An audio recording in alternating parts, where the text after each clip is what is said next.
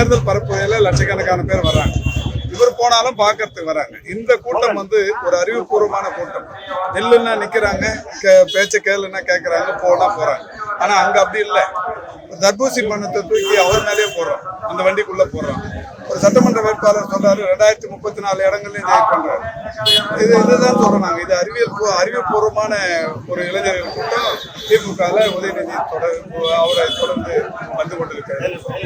கூட்டம் கூடுவது வாக்குகளாக மாறாது அப்படின்னு பார்வை முன்வைக்கப்பட்டிருக்கு. அவரை விட இவருக்கு அதிகமா கூட்டம் கூடுது. இது வாக்காளர்களாக வருகிற கூட்டம், வாக்கு போடுகிற எண்ணத்தோடு சேருகிற கூட்டம். அது அப்படி இல்லை, பார்க்கறதுக்காக வரணும்.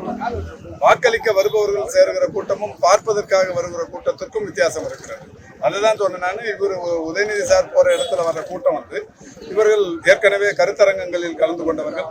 அதாவது திமுக இளைஞர் அணியில ஒரு 30 லட்சம் உறுப்பினர்கள் இருக்காங்கன்னா 234 தொகுதியிலையும் இந்த இனம், மொழி, பண்பாடு, கலாச்சாரம் இது குறித்தான கருத்தரங்கங்கள் 234 தொகுதியிலையும் அவர் நடத்தியிருக்கிறார்.